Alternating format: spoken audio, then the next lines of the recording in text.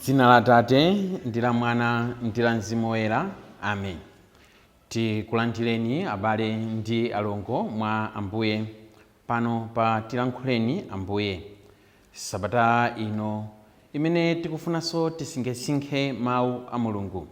Mulungu atilankhule mwapaderadera mmoyo wathu. Mulungu atilankhule mwapaderadera mautumiki athu onse osiyanasiyana. Mulungu atilankhule mwapaderadera pa ubale wathu wa ife ngati akhristu ndi iyeyo ngati Mulungu wathu, ngati Atate athu. Ndipo mawu athu oyamba akuchokera mu buku la Yona mutu 1 kuyambira ndime ya 1 kukafika mutu wachiwiri, ndime ya 1 kukafika ndime ya chiwiri, komanso kukawerenga ndime ya 10. Amene akutiwerengera mawu oyamba ndi a Helen Chagoma kuchokera ku St. Anthony Parish mu diocese ya Saida ku Lebanon. Ndipo uthenga wathu wabwino wa lero ukuchokera mu uthenga wa Luka mutu 10 kuyambira ndime ya 25 kulekezera ndime ya 37.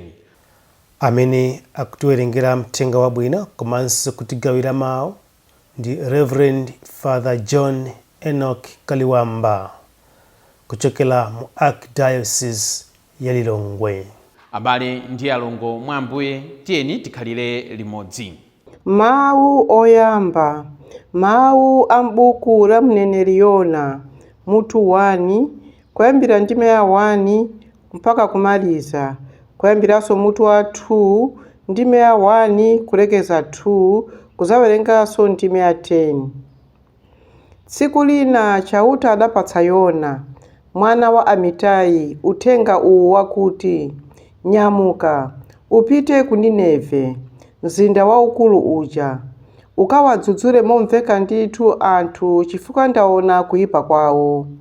Koma Yona pofuna kuthawa chauta adanyamuka kumapita ku Tarisisi. Adapita ku mzinda wa Yopa kumene adapeza chombo chopita ku Tarisisi. Adagula tikiti nalowa mchombomo kuti apite nawo ku Tarisisi, kuti choncho athawe chauta. Koma chauta adawutsa namondwe, ndipo nyanja idayamba kuwinduka kwambiri ndi namondweyo, kotero kuti chombo chidali pafupi kuwonongeka. Oyendetsa chombo adachita mantha, aliyense nkumatirira mulungu wake. Adayamba kuponya katundu mnyanja kuti chombo chipepuke. Mmenemo nkuti Yona atatsikira mkatikati mwa chombo ali mtulo tofa nato. Tsono kaputeni wa chombo adafika kwa Yona uja namfunsa kuti, kodi iwe nchiyani chimenechi? Monga iwe nkumagona eti? Dzuka utame kwa mulungu wako modandaula, mwina nkuona watithandiza kuti tisamire. Oyendetsa chombo adayamba kuwuzana kuti, tiyeni tichite maere kuti tipeze amene wabweretsa tsoka limeneli. Choncho adachitadi maerewo, ndipo adagwera Yona. Tsono anamufunsa kuti, tatiwuza, tsoka limeneli latigwera chifukwa chayani? Umagwira ntchito yanji? Ukuchokera kuti? Kwanu nkuti? Ndiwe wa mtundu wanji? Iye adayankha kuti, ndine Muheberi, ndimapembedza chauta, mulungu wakumwamba amene adalenga nyanjayi ndi mtundawu. Pamenepo oyendetsa chombo aja adachita mantha kwambiri, namfunsa kuti, kodi wachita chiyani? Kudziwa adadziwa kuti Yona ankathawa chauta poti adali atawawuza kale. Tsono adamufunsa kuti, kodi tikuchite chiyani kuti pa nyanja pakhale bata? Mmenemo nkuti namondwe uja akukulirakulira. Yonayo adawawuza kuti, chabwino, ingondiponyani mu nyanjamu, mukatero nyanjayi ikhala bata. Ndikudziwa kuti wolakwa ndine, nkuona namondweyo akukuvutani chotere. Oyendetsa chombo adayesetsa kupalasa kwambiri kuti abwerere ku mtunda, koma adalephera ndithu poti mafunde ankakwerera-kwerera. Tsono adatama chauta modandaula kuti, inu chauta, tikupemphani musalole kuti ifeyo tife chifukwa cha moyo wa munthu uyu. Musatizenge mulandu chifukwa cha kupha munthu wosalakwa. Zonsezi zachitika chifukwa cha kufuna kwanu inu chauta. Atatero adagwira Yona namponya mnyanja, pompo nyanjayo idakhala bata. Oyendetsa chombowo adachita mantha aakulu ndi chauta. Tsono adapereka nsembe nalonjeza kuti adzatumikira chauta. Chauta adatuma chisomba chachikulu kuti chimeze Yona. Motero Yonayo adakhala m'mimba mwa chisombacho masiku 3 usana ndi usiku. Tsono Yona ali m'mimba mwa chisomba chija adayamba kutama chauta modandaula. Apo chauta adalamula chisomba chija kuti chisanzire Yona ku mtunda. Mawu a chauta. Titokoze Mulungu. Fanizo la Msamariya wachifundo. Ambuye akhale nanu, akhalenso ndi mzimu wanu. Mthenga wabwino monga adalembera Luka. Ulemu kwa inu Ambuye. Katswiri wina wa malamulo adayimirira kuti ayese Yesu. Adamufunsa kuti, aphunzitsi, kodi ndichite chiyani kuti ndikhale ndi moyo osatha? Yesu adati, kodi m'malamulo mudalembedwa chiyani? Mumawerengamo zotani? Iye adayankha kuti, uzikonda chauta Mulungu wako ndi mtima wako wonse, ndi moyo wako wonse, ndi mphamvu zako zonse, ndi nzeru zako zonse, ndiponso mnzako monga momwe umadzikondera iwe wemwe. Yesu adati, mwayankha bwino, kachiteni zimenezi ndipo mudzakhala ndi moyo. Koma munthu uja pofuna kudzionetsa ngati wolungama adamufunsa Yesu kuti, nanga mnzangayo ndani? Apo Yesu adati, munthu wina ankatsikira ku Yeriko kuchokera ku Yerusalemu. Pa njira achifwamba adamugwira, adamuvula zovala, namenya, nkumusiya ali thasa ali pafupi kufa.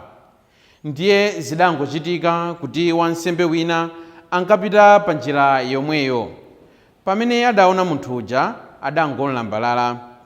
Chimodzimodzinso Mlevi wina adafika pamalopo, ndipo pamene adaona munthuyo nayenso adangomlambalala. Koma Msamariya wina ali pa ulendo wake adafikanso pamalo pomwepo. Pamene adaona munthu uja adamumvera chisoni.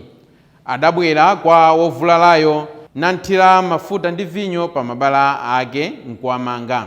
Atatero adamkweza pa bulu wake nkupita naye ku nyumba ya alendo namsamalira bwino. Mmawa mwake adatulutsa ndalama 2 za siliva nazipereka kwa mwini nyumba ya alendoyo.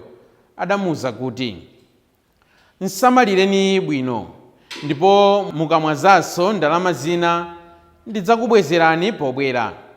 Tsono Yesu adafunsa katswiri wa malamulo uja kuti, inu pamenepa mukuganiza bwanji? Mwa anthu atatuwa ndani adakhala ngati mnzake wa munthu uja achifwamba adamugwirayo? Iye adati, amene anamchitira chifundo uja. Apo Yesu adamuwuza kuti, pitani tsono nanunso mukachite chimodzimodzi. Mthenga wa Ambuye. Ulemu kwa inu Ambuye Yesu Khristu. Lero Ambuye Yesu akuphunzitsa ophunzira ake, ndipo tikumva kunena kuti ali pakati pophunzitsa. Katswiri wina wa malamulo akudzuka ndi kuwafunsa Ambuye Yesu kunena kuti, Ambuye, kodi ndichite chiyani kuti ndikhale ndi moyo osatha? Funso limene likuoneka kuti ndi labwino, koma limene cholinga chake si chabwino konse, chifukwa akunena kuti amawafunsa Ambuye Yesu funso limeneli ndi cholinga chonena kuti awatape mkamwa. akuwafunsa Ambuye Yesu funso limeneli ndi cholinga china kuti awaone kuti Ambuye Yesu ayankha kuti chani.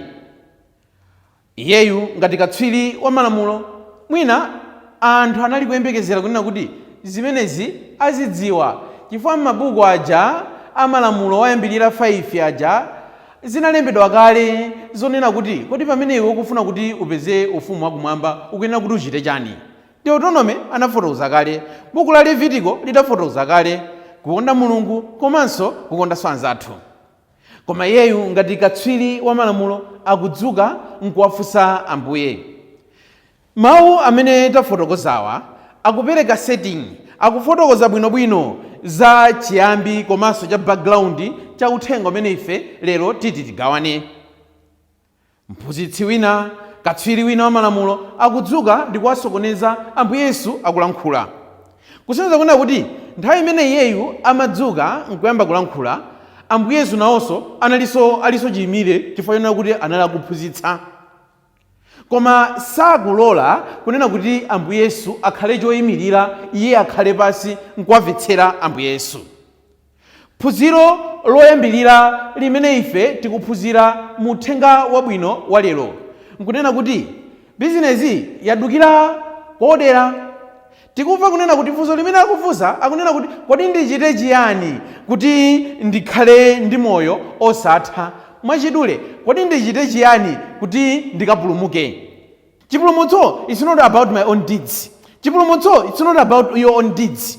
Chipulumutso monga momwe kalata ya Paulo oyera kwa Roma mutu 9 verse 24 mpaka na 29 mafotokozera, chipulumutso poyambirira penipeni ndi chifundo cha Mulungu, komanso chifundo cha Mulungucho chionekere pa ntchito zathu zimene ife tikuchita moyo wathu wa tsiku ndi tsiku. Kotera kuti uyu katswiri wa malamulo, he has gotten it wrong from the onset. Idakakhala bizinesi tidakati yaduka kodera komwe. Akuona ngati kuti chipulumutso kuti chitheke ndi chifukwa chonena kuti iyeyo akuyenera kuti achitepo china chake. Chipulumutso kuti chitheke ife tikuyenera kuti tichitepo china chake, koma koposaposa tikuyenera kuti tidalire chifundo cha Mulungu. Mulungu amene ali wodzaza ndi chifundo ndi amene tonsefe angathe kutiyenereza kuti tikachipeze chipulumutso atalingalira pa ntchito zathu zabwino zimene tidachita ngakhale ndife olephera. Phunziro lachiwiri limene ife tikulipeza mu uthenga wabwino wa lero ndonena kuti in our life we have to allow God to stand, whilst at the same time we remain seated listening to God. Moyo mwathu muno tizimulola Mulungu kuti aziyimirira nkumalankhula, ife nkumamvetsera titangokhala pasi.